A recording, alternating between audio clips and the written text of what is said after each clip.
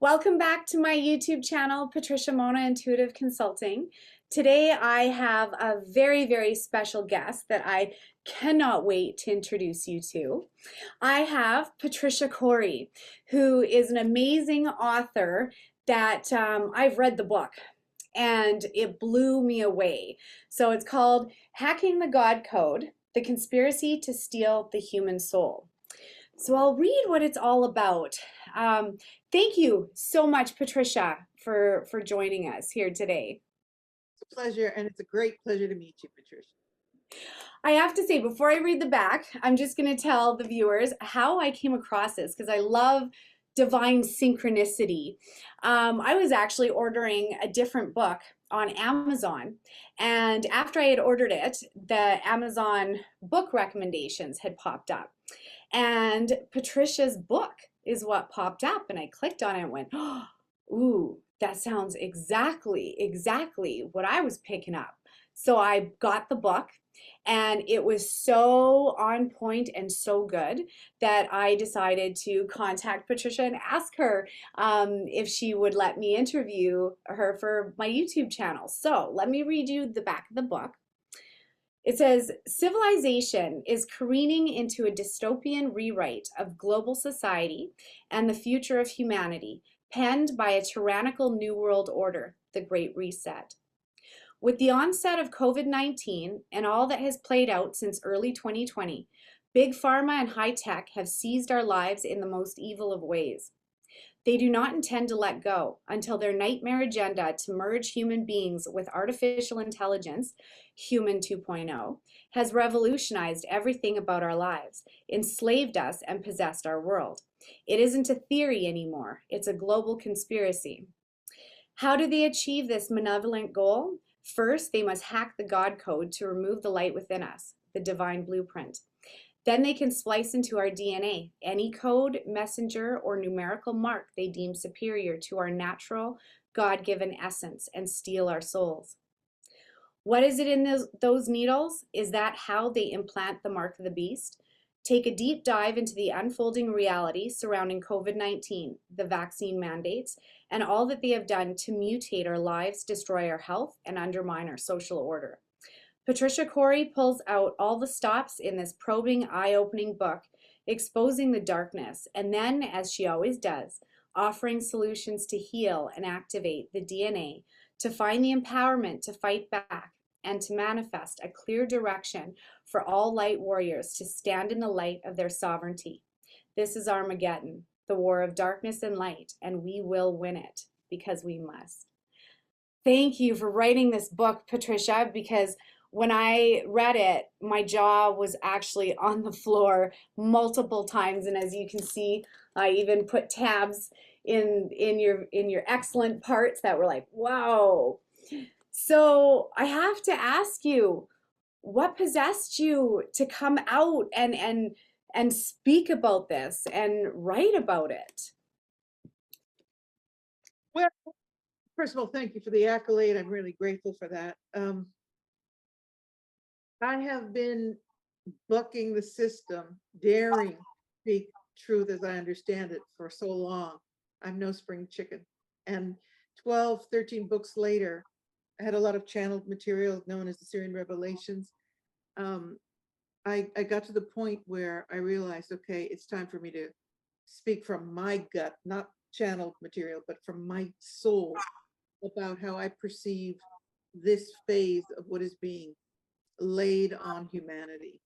And I faced any kind of residual fear that I would have, knowing that, you're putting yourself in danger when you stand against the power, Mm-hmm. I should say. And I just checked my self in the mirror and said, okay, it's time to go for broke. Let it all hang out. Let's go. And, at a time when we are being silenced and censored in ways that, makes the McCarthy period look like a cakewalk, I had to say what I had to say. And because I've always been very anti-pharma to begin with. So when I watched what was unfolding, I go, oh, here it comes. This is it. This is the big play here. And I decided to speak it for anyone that was ready to hear it. And as the months are going on, more and more people are ready to hear it, to understand it, because the truth is unfolding rapidly. And a lot of people are recognizing they made a huge mistake by getting down on their knees. And so hopefully this book is a manual for people to understand what it means to face fear and understand how fear destroys everything. It's the fear, that's the tool that any omnipotent force will use against the innocent. If they can get you into fear, they can get you to do anything they want. And so I got into fearlessness, which I'm usually in anyway, and had a lot of people saying, wow, you're really getting out on a limb here. I go, I live out on a limb. Don't worry about it. And the rest is history. Wow, it's amazing because you're definitely a light warrior and someone who has said things in this book that all of us have been thinking. And if you went down that conspiracy theory rabbit hole, you saw for yourself that if you followed the money, it wasn't such a conspiracy. And right from the beginning, I did not, nothing felt right about this. And, you know, this is when we have to ask ourselves, when has the government ever been on the right side of history? When have they done the right thing? And, you know, to me, I just think that this will go down in history as one of the biggest lies that was it. They got away with it out of fear. They played off of the goodness of humanity, you know, even by saying do the right thing, do the right thing. And human beings, I think our default setting is to do the right thing. And I think that's why so many people, you know, try doing the right thing, you know, The but I think that there was great deception. problem is that a lot of people's default position is somebody else needs to tell me what the right thing is. Oh, okay, the government said this is the right thing.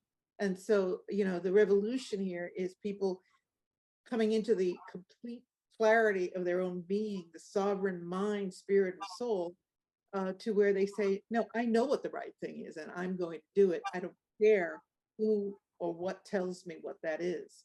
And this is the moment of reckoning. And this is, as I say in the book, spiritual Armageddon. Because as you say, it's the greatest lie ever told. But, you know, this is happening at a time when we're shifting into the fourth dimension. We've moved or are moving into the Aquarian age. The the solar flares are off the charts. Yes. Planets are shifting. Everything is crazy out here in the galaxy and the greater universe. And so we're facing the great battle, the great battle of darkness and light is upon us. And they're pulling out all the stops. I mean, all the stops. So we're in for a very intense ride. But what I want to always remind people is, so is the light pulling out all the stops. So are the warriors pulling out all their power. Oh my God, I just got chills. And so, you know, not to be for a moment overwhelmed by the idea that the dark forces are going for broke, because the light forces are also on their steed, raising their swords. And, you know, we came for this. There's great comfort in knowing and understanding that I and others like you are star seed, and we came for this. And so that when, you know, when I work with people who say, I can't bear it anymore, I want off this planet, I go, well, honor the wisdom of your spirit, your soul that said, I'm going down there. I'm going to be part of that, and see it through, because, you know, you're already on the ride. See it through. So Yeah. what a time, what an incredible time. And, you know, like things that you've told me you've done, standing up to the, call it the power.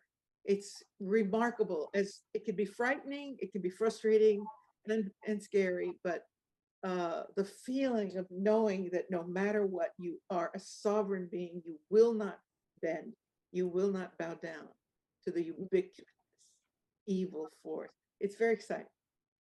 It really is. And I definitely agree with you. I think that there is a timeline split that's happening right now. And it started back in 2020. You know, you could see who was walking in faith or walking in fear. You could literally see it on their face, right? And so I think that through this, a lot of people are awakening to the deception that has gone down, but it's even deeper than that. It causes a soul awakening within people. And it can look one of two ways. It can be dark night of the soul, where you're seeing the anger on a lot of people, you're seeing the resentment and rage. Like I know that even road rage here is really bad. And it just, you know, you go out into the grocery stores and people almost look gray because of the energy that's around them. And I truly believe that we have been strategically put where we are so that we can help to raise the vibration and bring awareness to these people, because it's so easy to be deceived in this day and age. And spiritual warfare, it's all around us, and people think, you know, you're going to see angels and demons in the sky fighting with flaming swords. No, it is emotional persecution, it is mental persecution, it is those psychic attacks where they put your body into a state of instant fight or flight.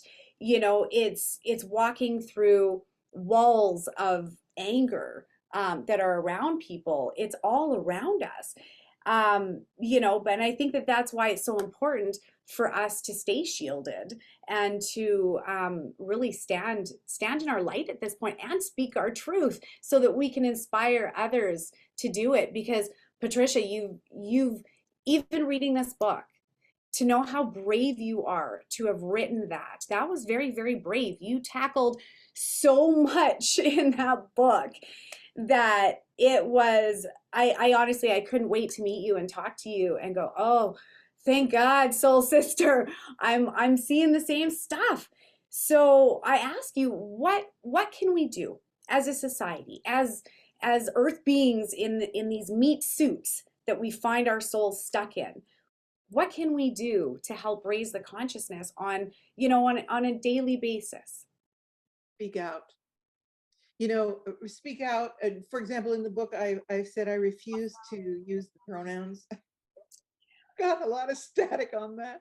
But, you know, there's such an important aspect about that is as this um, agenda is being forced into play powerfully by big money, by government, people, I can't believe that people don't understand that this is an agenda Yeah. versus a social trend or an individual choice as it's being described, right? This powerful agenda to completely screw people up to the point they don't even know what species they are now. We've moved beyond gender. Now it's species. I am a cat. I am a, Yes, yes. and you know that this is absolute mental illness. And it begins with this. One of the reasons why my former publisher and I parted companies, because I refused when they asked me what my pronouns were. I said me, myself, and I, and they didn't find any humor in that, but I did. But anyway, and so in the book, I say I refuse to I refuse to do it because I refuse to bend to an imposed mind control system that wants to change language, confuse my mind, change social norms, make me lose my identity. And most importantly, this is where I'm heading, put me in a position where I'm always unsure what is safe to say, what's going to offend someone. I can't move here. I can't move there. I can't say this. I can't say that. So that in essence, I finally shut up, put my mask on, and be a good girl, be quiet. And so to me, that's what this whole system represents. It's like the imposition of censorship in a way whereby you think you're the one that's controlling your censorship by saying, oh, I have to make sure I use the correct pronoun or whatever that is. So people don't get hung up on the pronoun aspect of what I'm trying to say, but that I have to tolerate this. And no, you know what? I don't have to tolerate it. I know who I am. I know what gender is. I know what species are, and I'm comfortable in honoring that and standing in that truth. Yeah. The more we say no to bowing down, because tomorrow it could be something different. Now it's species. Everybody's a new species now. Tomorrow, you know, they may say that you think you're a building, or you own a building. You identify with owning a building, so if anybody goes near it, you're going to shoot them dead. You know, I mean, in inculcating all this insanity in the mind, Mhm. we, a lot of people, most people, yield to it because it's politically correct, because it's tolerant, and all of this is mind control. So for me, I refuse to yield to it. And when I say speak out, what do we need to do? Speak out. Not everybody's going to write a book, but for God's sake, say to the other person, no, I'm not going to play that game. I'm sorry. And Mhm. we're seeing a shift. We're seeing it in the backlash to films with the agenda. We're seeing it. I don't want to name it because it'll get you blackballed on the tube. But you're seeing a resistance backfiring to certain film companies uh, Mhm. because their agenda-oriented directors are pushing it through commerce. It's like, no, you're not going to tell me that I need to buy this beer because it's politically correct and inclusive and all this nonsense. It's like, no, if you've got a product, sell the product Yes. to. And so what we can do for starters, which is only a level of what we can do, obviously, but for starters is we need to stand in the power of saying no to bowing to that agenda, recognizing it's a mind control system and saying no. That's a great place to start. And people will get mad. You know, and occasionally I get somebody that says, I find it very humorous because I do have a very strong sense of humor. Okay. So on my social media, somebody will say, I can't believe that you refuse to use the pronoun. So I'm burning all of your books and I'm cutting you out. And Wow. I go, okay, well, hurry. Please rush to the fire pyre and get those books into the fire as quickly as possible, rather than saying, I wish you understood me better. I'm sorry if I offended you. I refuse to play the game. So I say things like, get those books in the fire as quickly as possible, because they obviously didn't have any effect on you. And then bam goes the uh, block button, and I'm done with these people. And that's what I really recommend to people. You can't change every person you have any encounter with, but to be selective, to work with people that whose minds are relatively open, if not completely open, like, well, let's say ours are, and to let go of the people who simply refuse. It's not their time. They're not going to do it. So, okay, I honor you. Just go away. And I refuse to give away my power to the frustration of someone who simply refuses to contemplate reality. That's a good one. That is a very good one because we need to take our power back. And We there's need constant, yeah, there's constant psychic attacks out there in the ethers. And the thing is that I think as we move into the fifth dimension, and you can feel it, something's happening on Earth right now. You can be a hardened skeptic and still feel the energy that's going on out there. Something is affecting humanity right now, and at the beginning of the year, I had mentioned, there's going to be some really weird weathers, and I see volcanoes erupting. I saw the fires in Canada, and I personally think that some of that is also our planet having enough of our crap, and and getting angry. That's what I get, is this energy is almost okay, had enough, so it's time to change the energy, change up. But what I keep also hearing the difference, okay, so the difference between 3D, for anyone who doesn't know, and the difference between 5D, because I've asked my guides this, and please let me know what you think of this, of my interpretation, because this is what they showed me. But 3D is very left brain logic. 5D is very right brain inside, right? It's the inner dimensions that really get us out Even if you want to astral travel, you have to be able to be really good at meditating and laying really still. It's called mind awake, body asleep, mind awake. And so yeah, in order to go in, that's your right brain, which is connected to that fifth dimension, or those higher frequencies that we can align ourselves with and literally bring in, if we know how to ask for it, right? So I think that we're moving from I think, which is left brain, I think, to I know, the feeling, like you mentioned, right? The knowing, the inner knowing. And even when you think of the statement, I think, it's weak, right? It's got alternative answers in there because you don't know, you think.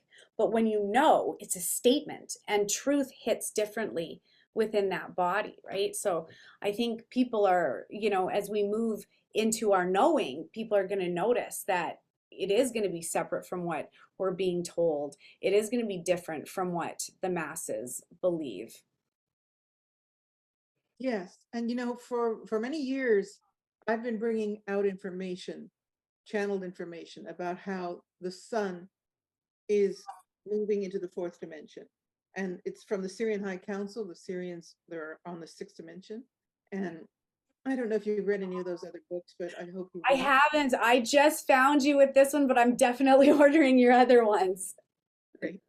And for a long, long time, before anybody was even talking about it, the council was telling me about how our sun was about to move into the fourth dimension. So the whole solar system was going to go through that shift.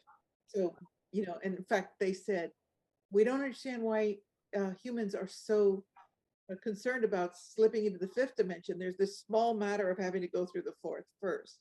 And so their description of this passage is, first of all, the mutation and eventually disappearance of time, which is very much a 3D reality.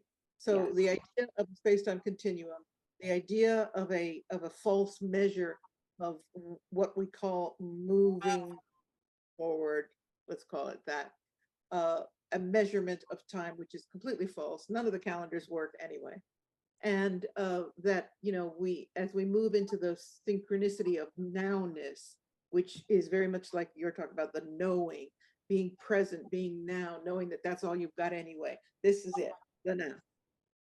And so the Syrians have gone through 4D ascension out of the third. And they've been describing to me in great detail how this would be. And, one of the things that we are experiencing now is time is slipping. Mhm. Like you said, everybody's feeling it. Well, one of the things that everybody's feeling is the mutation of time. In fact, I had the time wrong for our appointment. So I was aware of the clock. I went, oh, it's a half an hour from now. And it was just like I was watching the minutes go zzz, zzz. I've never seen the clock move that quickly, because I thought, okay, I've got half an hour. Let me go get some water. Let me do this. And it was just like, zzz. Well, and you know what? Even the first time trying to get you on, I got my time wrong. And so it's been very, very interesting. Yes, definitely. But divinely synchronistic, as we were talking even before the interview. I just love how everything does align. So I don't know. I think that our energy because I actually clicked on at 12 instead of 12:30. So I got my time wrong again. So trust me, there is something about time with this interview. Yeah, well, I'm all about it, and when we observe what's going on with this, even I'm living on an island that's got a lot of farmers, okay? Even the farmers are feeling the time slipping. And the way I describe it is it's like the space-time continuum is a series of treadmills. Mm. They slip, like, so you know how it is when you're on a treadmill, not that I can remember, and all of a sudden it goes zzz, it sort of slips back. Yep. And my understanding of this anomaly of time that we're experiencing is that the space-time continuum is actually going to evaporate, or else we're just moving away from it, or else it's just a figment of our imagination. but it's like a series of treadmills in a gym, and they're all going at different speeds. And Wow. some of them are going retro, so that that moment when they're going back, when you're slipping on the treadmill, in galactic terms, could be centuries. Who knows, right? Or we're talking about really philosophical stuff here, quantum stuff. But there's no question, as you said, that it's an immense time on this planet. We're facing every kind of absurdity. The Syrians said, um, you'll be faced with the karma of every living thing that has ever lived on your planet. Wow. The fourth dimension, all of the karma of all sentient life, not just the humans, will be forward. All of the violence, all of the greatness, all at once. And your independent individual karma will be in your face. Your shadow will be in front of you, not behind you. So you're going to be dealing with a lot all at once. And I thought, well, and this was years ago when they first channeled that information to me. And I was like, well, here we are. The karma of the entire civilization, war, pestilence, disease, you name it. Hmm. You know, my own personal stuff, people's personal stuff. Like you said, there's rage, there's every kind of emotion. It is all over the road. And that is what they describe the fourth dimension as, the slipping of time. So that, in other words, everything is in the now, the time is removed, and everything is simultaneous. And it's just, you know, if you look at what happens in the world by the hour, used to be by the year, then it was by the month, by the week, now it's by the hour. The absurdity of the news, which I try to, by the minute now, there's just bad, bad, bad, bad. Like, whoa. Yeah. And it's quite extraordinary that we have these tests, because that's what I see. I see these tests. You know, can you handle this? Can you handle this? Can you handle this? Yeah, you are a light worker. Bam, bam, bam, bam, bam, bam. And it's very challenging, and it's very exciting at the same time. And that would be what a spiritual war would be like. I 100% agree with you. 100% agree with you. And I, like I said, I think everyone's feeling it in their own way. It's hitting everyone differently, you know. Um, and your explanation of time, it's really neat because I tell my clients, you know, time is just a mind game. It really is because right now we are in tomorrow's yesterday and yesterday's tomorrow, right? That's right now. And all we have is the now. And I know that, you know, when I'm looking for information on a missing person case or you know, tuning in, you have to absolutely turn off yesterday and tomorrow and totally immerse yourself into the now in order to access, you know, that infinite time that houses everything, you know. Why we've had this war on our connecting with time. We're being shown something about it, like you said, and it's very interesting. Yeah, Very 100%, 100%. exciting. So, you describe yourself as a metaphysician. Can we go into that and talk about that a little bit? Would you like me to say? So what does that perspective bring to the very real issues facing humanity that you describe in the book? You, my being a metaphysician, Yeah, or yeah. How has that um, helped you to be able to see what you did, everything in the book? because throughout my life, and probably yours too, I've been a clairvoyant, a very strong clairvoyant from childhood, and which is metaphysics in the sense that you're dealing with your perception is beyond the physical. It's beyond the physical senses. It's Yes. beyond the limitation of what those are. And I had a very loving mother who was very, very wise, and she didn't try to stifle it in me. So I I, grew up with this faculty, and it was never, I didn't have to uh, have it stifled out of me and then try to relearn it. It was always open. And in fact, I don't know if it's the same for you, but at certain points in my life, I did not realize that everybody didn't have these faculties, which is a double negative in the sentence for sure. So, I'd feel things I thought everybody did because it never came up, Yes. right? Me too. And you know what? That's what I say to people when they ask me, well, when did you realize you were psychic? It's like, when I realized it, y'all aren't. Because to me, I thought it was common sense. It's not like I see ghosts walking through walls and hear, disembodied voices. So to me, I just honestly thought it was common sense. But apparently it's not so common, Patricia. Said when I realized that you don't, that is cliche, not cliche, touche. Because I remember one time I was with my mom. I was a teen, and we were watching a doctor type of movie or TV show, and I went, oh, because I feel psychic pain, even if it's being Yes. enacted. If it's being enacted, that's anything to do with cutting the skin, or God forbid, a needle, which is we don't have to go there. I hear ya. I get pain. I get strong pain. I get sick if it's a needle.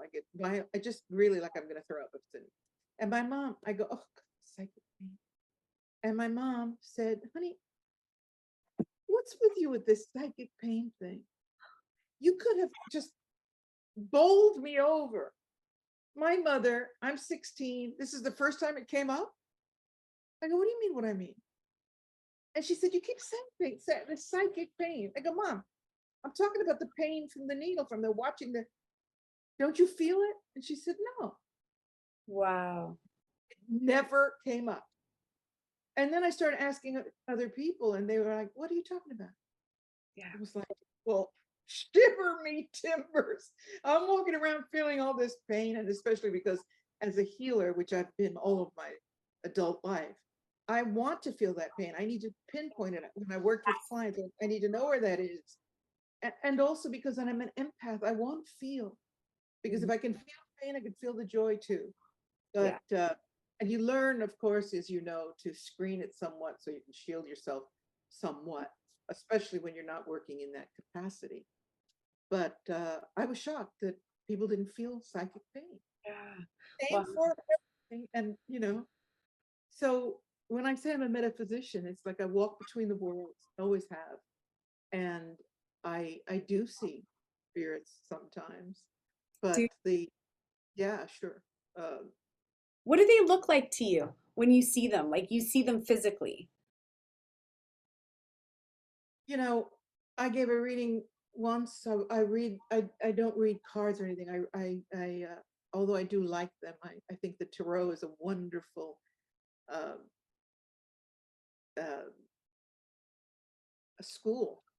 But if you understand the elements of the tarot, for example, in fact, I put out a deck, you understand the vibrational harmonies of color and sound and number. Mhm. But I read clairvoyantly. So sometimes I'll see someone sitting next to someone or a guide. And one time I did a reading for a woman, and there was a little dog sitting next to her. And I heard the dog say that his name was Wiley Coyote. And I said to her, who's Wiley Coyote? And she started to cry. What do you mean? How could you say that? I said, Wiley. I got Wiley here. Oh, how funny. My dog just walked in. I saw that. And it turned out her dog had just died. She was in major grief. Um, and his name was Wiley. Wow. Yes. And he was sitting there going, and I told her he has the cutest laugh. And she said, everybody used to say that Wiley laughed so cute. Oh.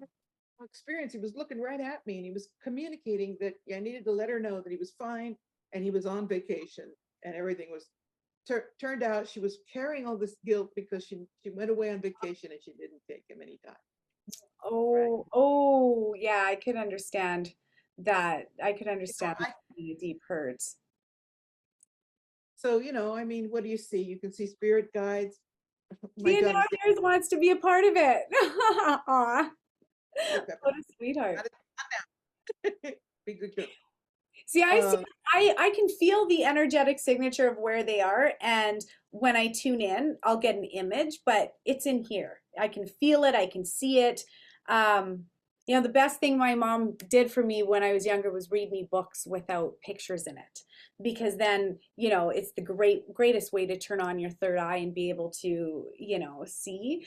I've seen angels. I've seen angels with my physical human eyes, seen angels.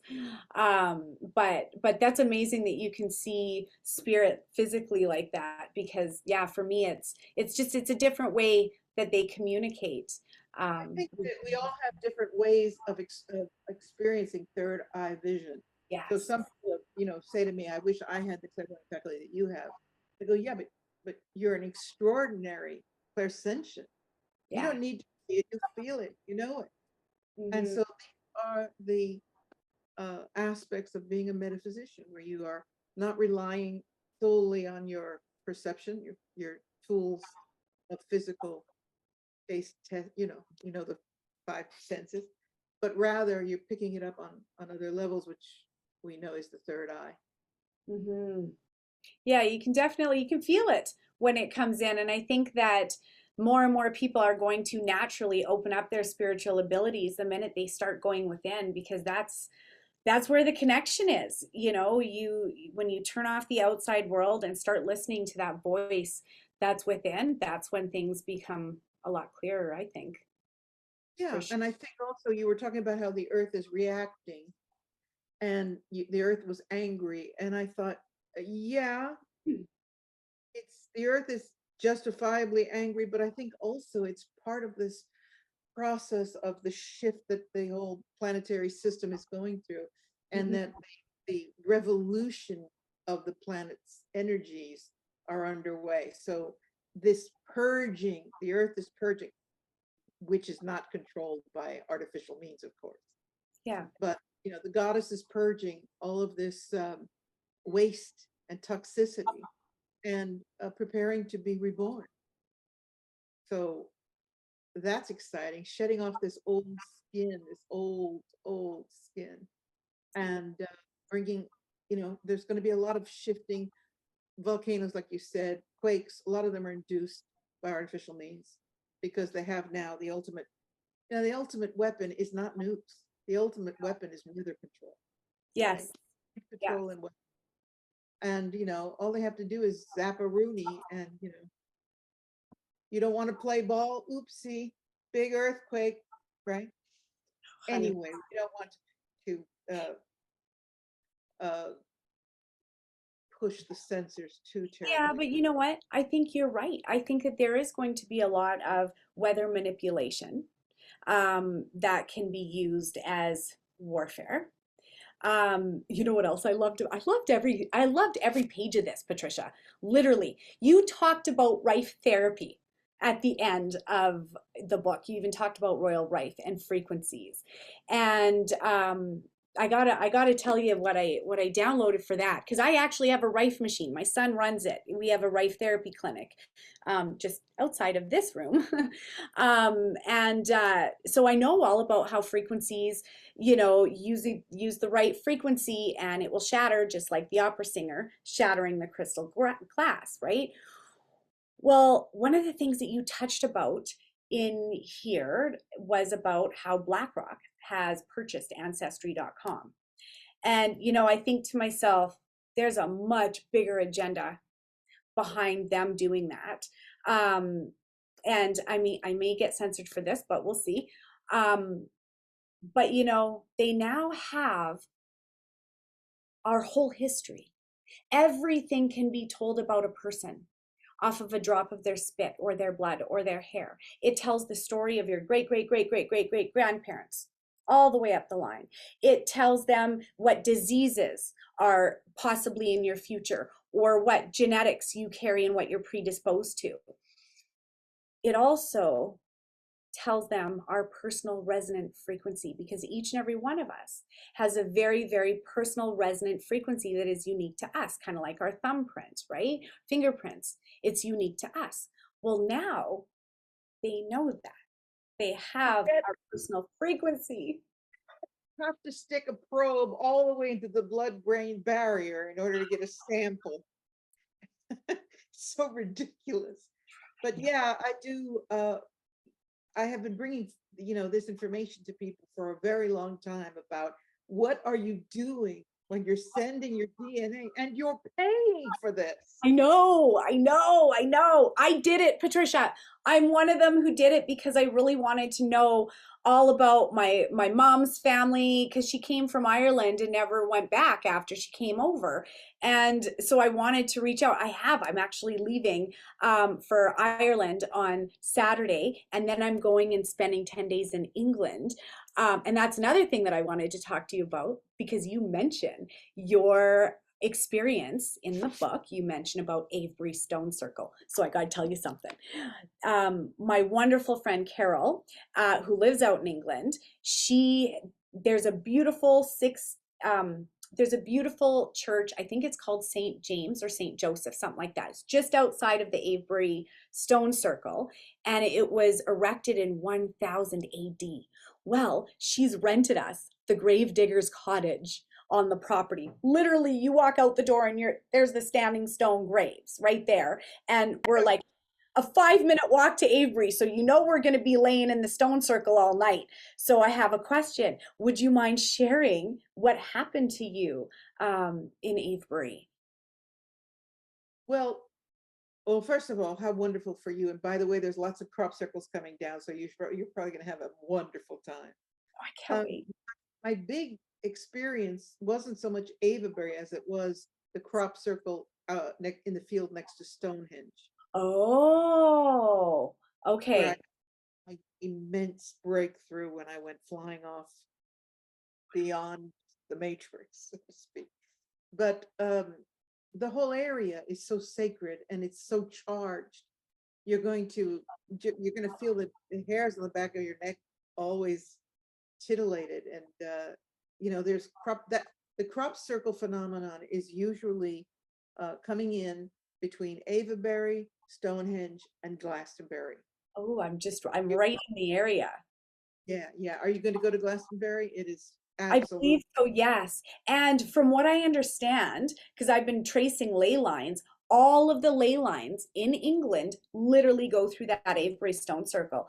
Even more, all of them, and only a few, not only a few, a lot of them do go through Stonehenge, but all of them go through Avebury. So I'm thinking Avebury is probably, you've been then to the Avebury Stone Circle, right? So I used to go to England every year, and I used to bring sacred tours. And so Avaberry was, par for the course that we would spend time and do meditation and sacred work in the stone circles of Avaberry. And it's a very tiny village. I mean, brace yourself. It's like where you're staying. I know exactly where that is. There's a few houses, a bookstore, and it's very exciting. You're gonna love Oh, it. wow. But what's very exciting about it is the energy of the stones, the power of those ley lines, and the fact that there's a buzz of people that are there. There's tourists, regular tourists, but there's a buzz of people are there for the energy. Mm. And you always meet, druids and whatever, the real deal. People just kind of in and out, just experiencing those extraordinary energies. Oh, I It's can't. not unusual to start talking to a druid and, you know, take off on another direction than what you thought you were going. So, I'm thrilled for you that you're going. I haven't been for so long because, well, I've stopped traveling. Uh-oh.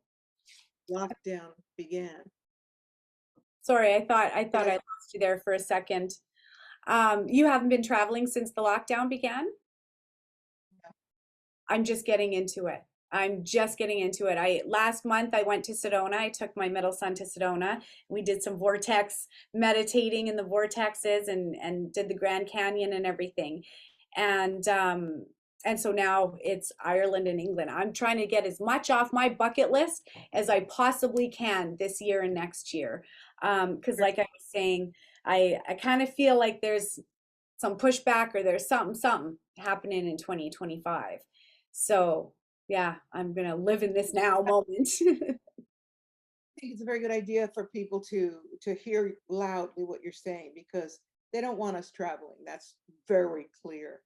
And Mhm. fortunately, in life, I've traveled all my life. I've been all over the place. Like I said, I've taken, I can't, thousands of people on sacred journeys to the Maya lands, Egypt, sacred England, you name it, and even Tibet. And so I feel like, well, if I'd ever travel again, I've my plate is full. But I do agree that it's a very good time to get off your assets and get moving.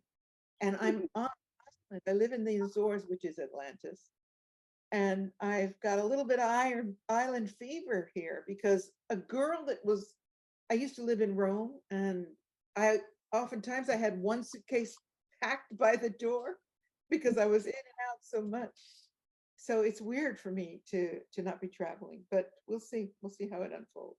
Wow. Well, if you ever do another trip out there and get your treats back up and going, I'll be signing up for them. I do my own retreats to where I take people to Sedona, and I've got one planned in March of next year and then May of next year. So I pray that, all is safe and well, and it'll be good to fly next year. I still feel like it will be.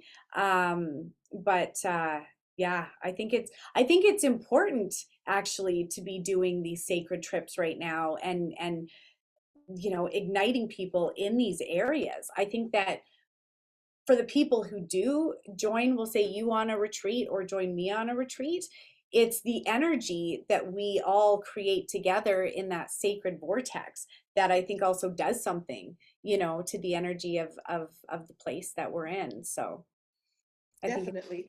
The thing that I've found is there are more in the years that from when I started. I mean, I remember the first time I went to Egypt, I stepped off of the asphalt and stepped onto the sand and walked right up to the Sphinx. And now there are barriers and doors and gates and chains and, you know, um, and it's the same in England. Stonehenge, you could just walk right in. Then they put a gate around the field.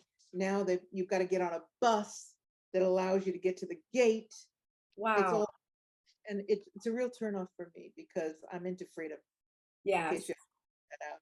So, the last few trips that I took, I felt like I was more of a police woman trying to protect my people from the guards and guides and whatever.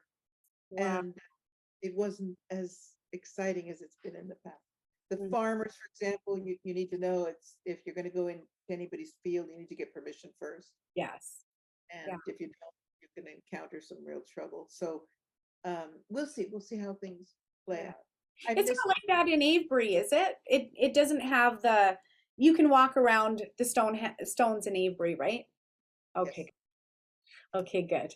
Yeah, I think we're gonna get some of those lazy chairs and lay under the stars for the night while we're there. I can't wait to just feel the energy of it. So it's amazing that honest to God, Patricia, we have so much in common, including our name. I know we do. By the way, before we drop the subject, there's a wonderful bookstore called The Hedge. It's the only Yeah. bookstore in Avebury. It's a teeny tiny village. But if you Oh, go in the Hedge, you can get a lot of information. You just kind of, it's a new age bookstore with all kinds of crystals or whatever. But you can usually get a buzz on what's going on. Because nice. the experience in these places is you kind of want to get a feel for who's in the know, and like go have a beer in the pub and pay attention to who's there. You might see a druid sitting there. It's just so much fun. Wow. Wow. Yeah, I've never been anywhere so old in my life. And even thinking of sleeping in the gravedigger's cottage is a little, I might need this nightlight. I might be bringing a nightlight with me. Might be a good Yeah, I might need it totally. But it's amazing that you had that experience at Stonehenge in the crop circle. So I'm hoping that we get to see some crop circles while we're there. I'm going to do a bunch of lives on my YouTube channel while I'm there. where there are several coming in, and they're in the area. I mean, they're usually in that Wiltshire, Avaberry Circle area. But like I said, I remember once I was in the village right near the church, and somebody said, "Oh my God, they've just seen a crop circle in the Farmer John's field," or something like that. And so we all started pushing our way over, Yeah. and we started to crawl in because I could see it from where we were. We had to climb down a ledge, and all of a sudden I see this tractor coming, and the farmer's got a rifle, and they're not supposed to have guns, right? Coming Yeah. straight for us, and we went, Oh my "Careful." goodness. Yeah, you don't want to. There's a lot of hostile farmers because they're tired of people trampling their fields. I bet. But a lot of them also, they kind of like, one of them told me, "What can I say, Patricia? Every year I get crop circles in my field. I don't want it, but it's there." And so some of them would charge like £1 for people to go in. Then there was this big hubbub about, imagine that, the farmer charging people. I go, charge, he's losing 700, 1,000 or more pounds worth of crop. Give him, Yeah, what you.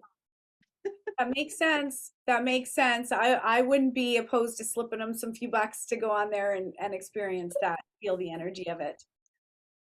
I used to say, thank you so much for doing this. Yeah. And time that the one that I went into, the farmer's wife was sitting outside the field with a can, and she was answering questions, and she was asking for £1 a person. Or when I brought groups, I Mhm. would pay a person for each person, which got a little expensive when you're seeing 3 crop circles a day. Yeah, that's true. That's true. But that's doable. We have nothing like that in Canada. So I would love, love, love to see and feel a crop circle because I heard that even the resonance of the stalks is different. Like when they took the EMF meter to it, that yeah, it resonates differently. Well, so in my years, I've been a colleague of several researchers, and whether on the psychic side or on the science side, all kinds of people and I have interacted about the formations. And one clear fact is that there's different energy in these fields, in these formations. And so Wow. we've got the scientists that are measuring the electromagnetic frequencies, the way the crop is bent, real study the blown nodes. But I went in with a researcher once, and he was saying, you've got to look at this, we've got to look at feel the way the crop is bent. And I go, I can't even listen to you. I need to lie down. And that's where I get my information. I just fall into the crop circle and start spinning. And Wow. there's absolutely no question in my mind whatsoever that the real ones are otherworldly. Yes. Um, I'm going to tell you a little story, which many people have heard already, but I'll make it quick. I Love it. went to England in 1996 to do a very in-depth chromotherapy college course.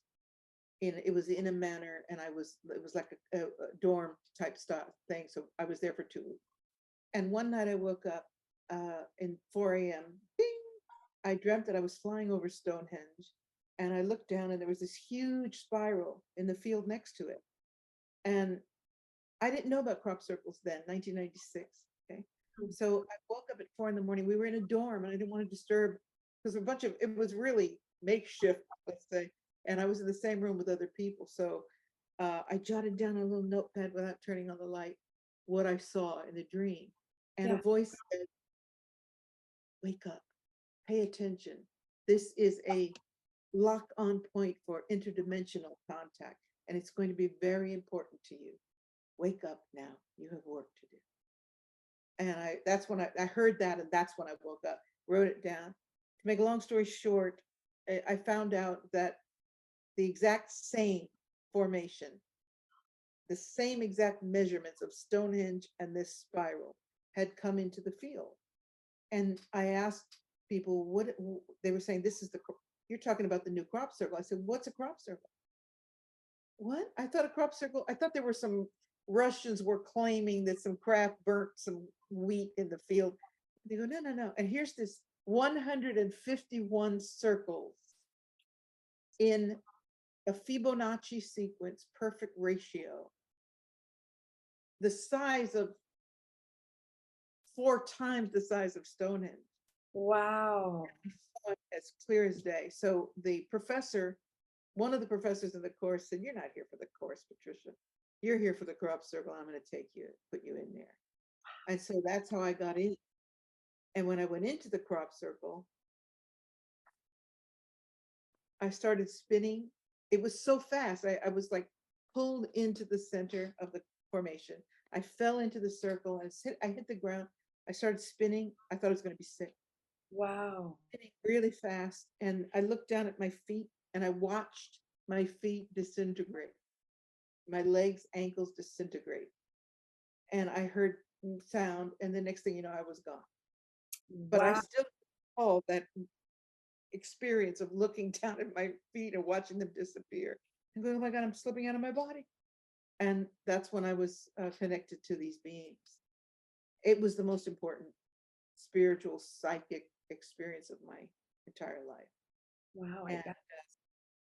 and so yeah, there's a lot going on in the crop circle.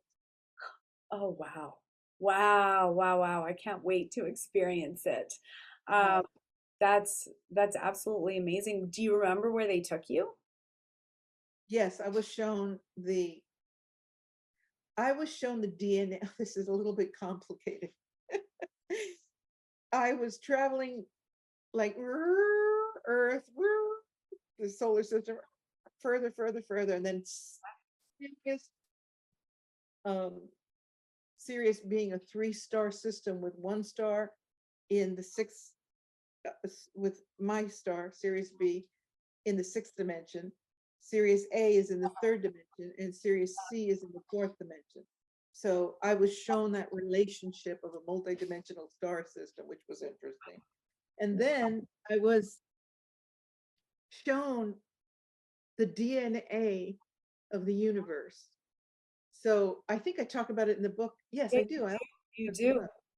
So I was like a spider on this web, and as I moved, the the DNA of the universe would react. So I would like move, and I'd see this light move, illumination down a spiral, and I was seeing how everything is connected. All the planets are connected. Everything is like in a spider's web of divine light. It was extraordinary. It's Extraordinary. it's amazing because I do remember that part of your book, and I remember thinking, oh my God, I saw the same thing, but it was described to me as strings of light and how everything is connected and how nothing could be any different. Like even for example, me going to Ireland, I know that there's a bigger, deeper reason for me going there. I know that there's going to be ancestral healing. That's where my mom comes from. And what I was shown was nothing could have been different. Nothing, nothing, nothing, nothing in our lives could have been different. Or we would be living an alternate timeline right now. Had my great, great, great, great, great grandparents not married when they did, how they did, I wouldn't be here. And I just think of all the hardship that my grandparents went through to bring my mother through so she could bring me through so we could have this conversation right now. Like it's all connected. Nothing could have been different. And I know that it's a very difficult and deep concept when you really think about it, but it's like the butterfly effect. If you ever watch that movie, did you watch that movie with Ashton Kutcher? Oh, okay. Well, I know you got rid of your TV. So did I. But it's a movie about how literally everything is connected and how a butterfly, can flap its wings and it's connected to an atomic bomb basically. But it's all connected, and the reality that we're living right now is based on the choices that everybody has made before this now moment. And I just think that if we align our consciousness with that higher timeline of choices and bring that in, we're going to start to see miracles flowing through us and to us and manifesting in our 3D. So We are it's interesting. talk about miracles. So I was working with a client the other day, and he's been very ill because he took the jabber and then he Mm, fusion, and he was looking for me to support him. Turns out he's got a Rife machine. So I put out a request 2 days ago to my Yeah, community. If anybody knows any experts of Rife, the yeah. man has a machine. He doesn't unnecessarily know all the frequencies correctly or whatever. But here you are. I I'll do, have and I've got the book. I can tell him. Do you know what kind of machine he has? Do you know what model? the something to. It's not. Oh, Spooky 2. He's got a Spooky 2. Oh yeah. Okay. When we in this call, I'll stay on. And I'll tell you how to be able to use that thing because it's a very difficult machine. And ironically, Patricia, just last month or the month before, I actually interviewed one of the reps from Spooky 2 on my YouTube channel. So just a few videos down from this one, you'll find the Spooky 2 interview with Bradley Johnson. See what I mean? It's all connected. Told this person, I'm on it. I'm going to find you the expert. And he said, thank you, Patricia. I really appreciate it. I said, I'm going to find you the person because I can tell that he's got parasites. Okay. Okay. So I mean, I can see the parasites. So I I said, I'll find the expert. And he said, okay. And he's already working for himself. He's already improving a lot, but it's just Good. cool that Well, and there's two different ways that he can heal and treat it. He can actually, put the program in the frequencies, and the list is all there. I basically would just need to, show him how to use it, but the frequency list is all there. And so he can either hold the pulse and have the frequencies go through his body, or with the Spooky 2 model, you can take a DNA sample, like a fingernail or a speck of blood, and you can actually, there's this little box piece that you can put onto the machine itself, and then the frequencies go through the DNA. That's the reason why it's called a Spooky 2 model, is of the quantum entanglement, where it doesn't matter where you are in the world, if that DNA sample is in that little box and the frequencies are shooting at it, anything, with that DNA is going to get healed. But the remote one doesn't work as strong as being hooked up to it. So yeah, well, I'll explain that after. But my goodness, Patricia, this has been so amazing to talk with you and just go through your book and hear what you've got to say, because yes, you are a warrior of light, and people need to desperately hear your truth, and so that they can find their truth, because I think at the end of the day, that's what everybody is looking for, is to find their truth. And this book definitely resonated with me, and I'm sure that it will resonate a lot with a lot of my viewers that watch this channel. So yeah, I just wanted to say thank you. Spanish edition. I'm all excited about this because I'm putting it out myself. So Spanish speaking readers can now grab this online. Perfect. And Didn't get a chance to really delve into the book, so perhaps we can do this again. I would love to. I would love to, because yeah, there's a lot that you covered in the book. Literally, like, you tackled every conspiracy theory that has happened since 2020 and explained why it's not such a conspiracy, and you backed it up too. Well, it's not a theory anymore. It's happening.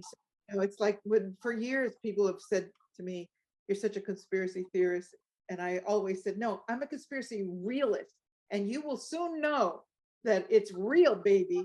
And so, here we are. It's the thing that I've found interesting in my years of working for Spirit and just being alive is watching how this dark agenda has gone from being deeply suppressed and hidden and occult to boldly, blatantly stepping into I don't want to say the light, but stepping into the town square and saying, all right, what are you going to do about it? We are so thoroughly entrenched in every system of human experience.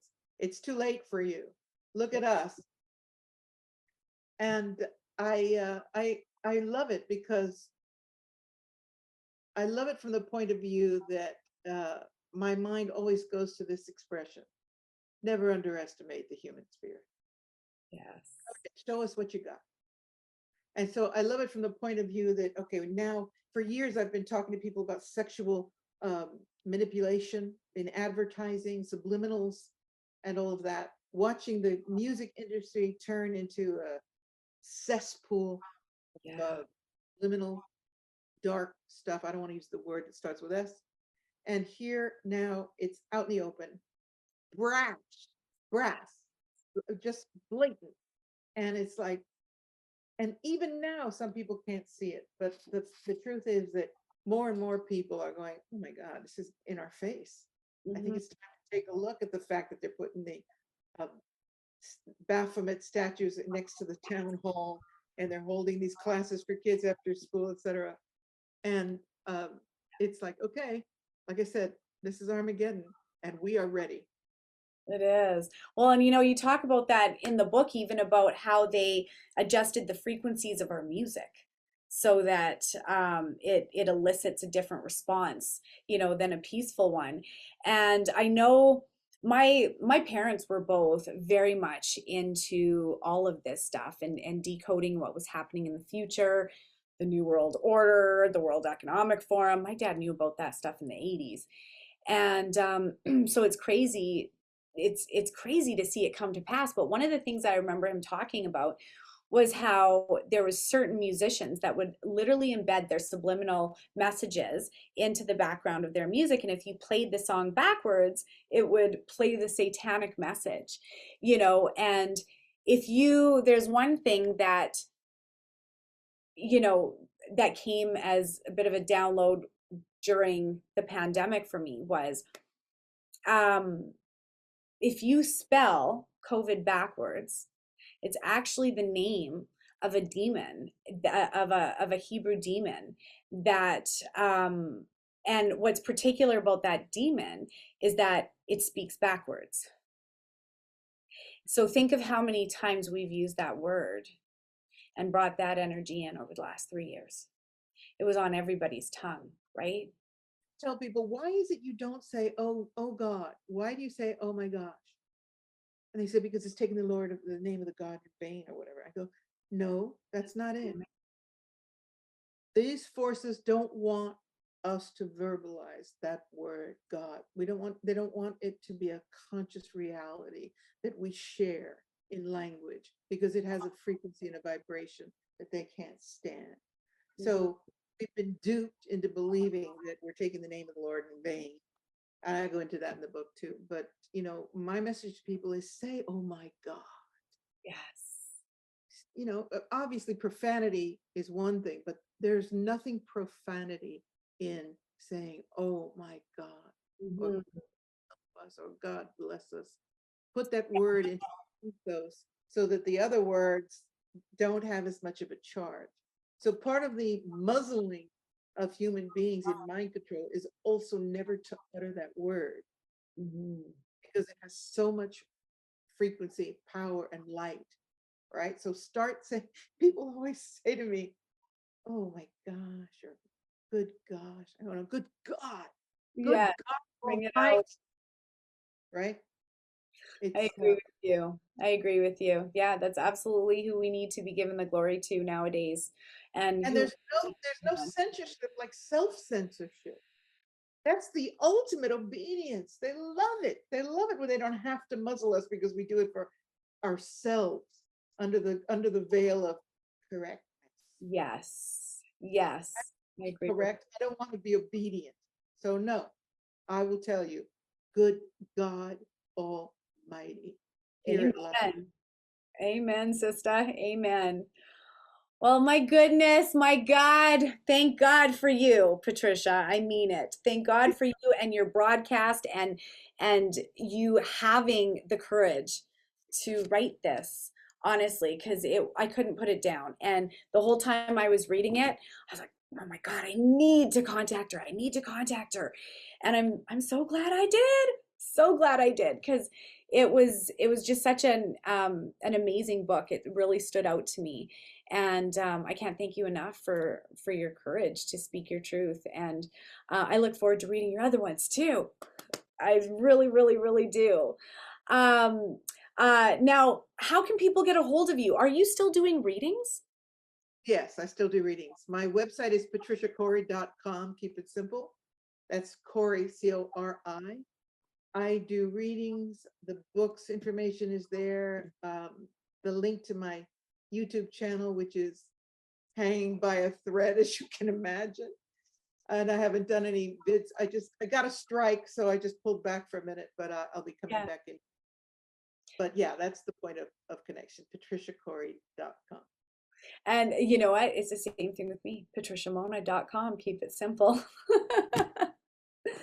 Twins, I'm just from the other side of the globe, and I'm so glad to have met and connected with you.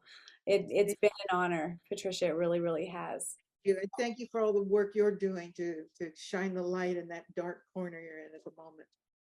Yeah, I'm thinking as soon as hubby retires, we're probably heading down your way and get out of here. So, yeah, I know what's coming next, and as you do too.